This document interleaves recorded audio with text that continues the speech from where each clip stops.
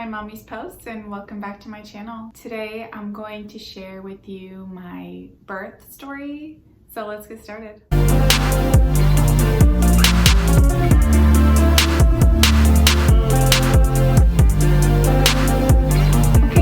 Today I decided to share my birth story with you guys just to kind of have an insight from going into labor and delivery and the whole entire process and how my personal experience was. I just wanted to talk about it. I realized that I haven't really shared my birth story. It is something that I wanted to share just to give new moms or moms in general some insights. I am a new mom if you are new to my channel, and I just share some tips and tricks, just things that I have encountered throughout my motherhood, and I'm just sharing that with you guys.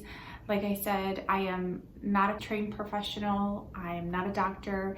So if you do have any questions, please just contact your doctor. But today's gonna be a little different. I'm just gonna tell you a story about how I went into labor and delivery. Here is my story.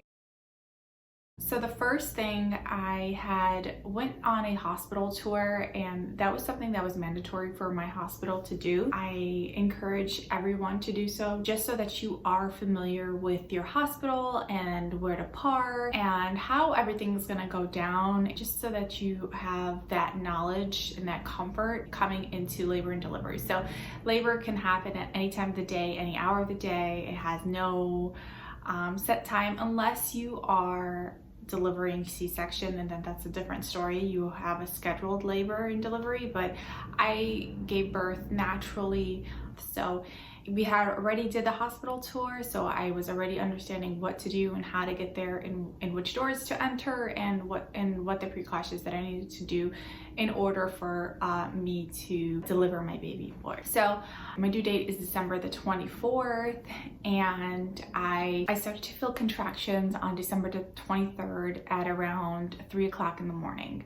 Naturally, in your third trimester, you are not sleeping. At least that was my case. I was not sleeping. I had a hard time sleeping, so I was just typically up. Either you're doing your rounds, you're going to the restroom, or you just are dealing with heartburns, or you are just uncomfortable because your belly's so big. So there's a lot of factors in your third trimester that you just cannot fall asleep easily. So I wasn't actually asleep, but I was like, halfway asleep, and I started to feel my contractions. So then I just knew that I was going into labor. So from 3 a.m. to about 6 a.m. I started to count my contractions. They were about 5 minutes apart, and they started coming and going. It started to get more frequent.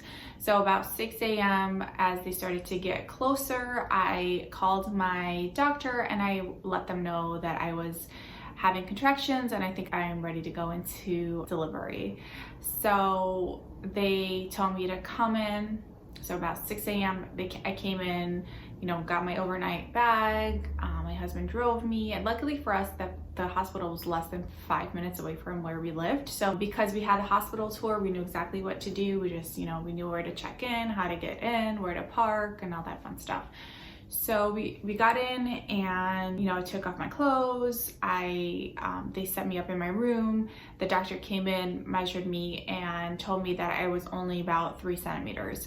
So she just advised me to go home, go eat, because while you're in the hospital and in for labor, you cannot eat. So they won't feed you. So she just suggested that I go home and make myself some breakfast. And once the contractions start being 2 minutes in between and 1 minute in between and more frequently, then I would call her and I would come in. So we ended up, just packing my bags, leaving around 7 a.m. So I did what she told me to do. I had my breakfast, I laid in bed, and the contractions just started to get worse. So they started becoming frequent, and I was in so much pain. I was in so much pain that I wanted to throw up from the pain. So around 10 o'clock, I called her again. I said, I can't take it anymore. My contractions are getting closer. And so she said, just come on in. So once I came in, I was around 5 centimeters, and the contractions just gradually started to get worse. So, you know, they undressed me and put me in my gown in my room again. As the contractions were getting worse and they were measuring my contractions and, you know, measuring the heartbeat of the baby, they asked me if I wanted the epidural. Obviously, I said yes. I had to wait for that process. So the nurse that was in charge of the putting in the epidural came in, and this is me as a first-time mom, so I didn't know what to expect with the epidural. All I know is just a needle that goes into your spine. There's a probability that you can get paralyzed or have migraines, because I read about it before going into labor. So I knew exactly what it was. I just didn't know how the process worked exactly. So when the nurse came in with the equipment, the actual nurse that was helping me through the process, she held me. You have to sit on like the edge of the bed, and you have to curl your back in a certain position so that the insertion of the needle is precise. So you have to like relax your body, relax and go into like a curl. The nurse had to hold me down. You know, she stood in front of me, she had to hold me down. And the nurse that, you know, is prepping the needle in the back, and they just insert the needle into your back, and you feel it, and you just feel like liquid rushing through the bottom part of your body. And once that's done, then you just don't feel your contractions any longer. So it's kind of a really good thing to take. I mean, just that's obviously a preference, but I decided to take it because I just could not tolerate the contractions. So I took the epidural and I just waited. My water still had not broken yet, so the doctor had to come in and manually break my water. Within that time frame, they were just measuring me, and I was still about 6 centimeters, and so the nurses just told me to just take a nap and wait for the baby pretty much to come out. So I waited from when I got into the hospital around 10 a.m. the second time around. I wasn't fully ready for labor until about 10:30 p.m. that night. So I started going into active labor around 10:30. The doctor came in, the nurse came in, they measured me, I was ready to go. And so they asked me to start pushing. So a nurse comes, holds one leg, and my husband volunteered to hold my other leg. You have 2 people yanking on your legs, you are laid back, and the nurse and the doctor kind of walk you through the pushing patterns.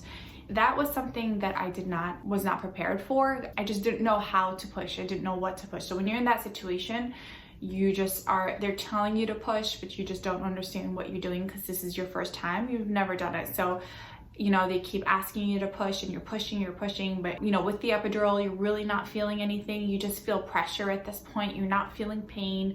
So it was just confusing for me personally. I just didn't know like what to do. I was just pushing, but I didn't know how to push or what muscles to use to push, or even if I felt those muscles because of the epidural. So it took about an hour and a half active labor. It wasn't until maybe the last 30 minutes, my body was just like, oh, okay, I get it. I know what to do now. And I just started to push. The baby came out of me. It took me about an hour and a half of active labor. My baby was born at 11:30 on December the 23rd. And so he just missed his mark by half an hour, or else his due date would have been the 24th. So one thing to note is that I don't know why, I guess in the movies you see that babies come out of you screaming and crying, and my baby came out silent, and I was just surprised. I was very concerned. So when he came out, and obviously I asked for skin to skin, so they laid him on me. He wasn't really making much noise, so I was so concerned. I remember looking at my husband and asking him like, oh my God, is he okay? Like, I was just so concerned because I just thought he would be screaming, and he wasn't. He was just like lightly crying. You know, they put him on my chest, and my husband cut the umbilical cord, and then they started to deliver the placenta. So once they started to deliver the placenta, they went ahead and started to stitch me up. The stitching part, I felt the pressure. I just did not feel the pain. So I felt I guess with the epidural, and this is just my experience, I don't know if this is just common, I felt the pressure of the baby, I felt the pressure of the doctor, and I felt the pressure of them sewing me back up. And that was about it. So after they delivered the placenta, they took my baby, they cleaned him up, they weighed him, they measured him, and all that stuff just to see if he was okay. And he was in the same room with me, so they were, you know, they were preparing the baby as I was getting stitched up. In the meanwhile, they were getting my room ready on the floor so that I will go ahead and go sit in that room. Once the nurses came in to take me and my baby to our room, I remember just after getting off of the bed, seeing, you know, blood on the floors, and they put me in a wheelchair and wheeled me to my room. At that time frame, in my hospital, they take the baby, they go through under tests, the hearing tests and all that stuff. So in that meantime, the nurses were able to help me change and showed me how to change pretty much my diaper for the next month, or 6 weeks or 8 weeks. In my case, it was 8 weeks. So they, you know, put together the mesh underwear, you know, the padsicles, the pads, the hemorrhoid cream, and they told me how to use the squirts bottle. So that's pretty much it. Then I stayed in the hospital for about 3 days, and then within those 3 days I was able to regain a sense of walking again because the epidural was wearing off. I was able to take a shower. The nurses helped me with teaching me how to clean my baby, wipe him, change a diaper, breastfeed him, and just giving me lots of tips and tricks. And by the third night I was discharged. It's pretty much just a very basic, I guess, story, but it's my story. I wanted to share it with you guys just so that you can have a story to relate to, or if you're a new mom and you're pregnant and you're anxious to deliver, I hope this story just puts you at ease. It is a lot of anxiety leading up to labor because it's the first time mom, you just don't know what to expect, you don't know what to do, but once it happens and once you're in labor, your body just miraculously knows what to do, and you are hopefully surrounded by a lot of professionals who do this on the daily, every day, and they know how to walk you through it, they know how to ease the process and just make that day even more special when you meet your loved one. So I hope this video helped you, and I will be back with more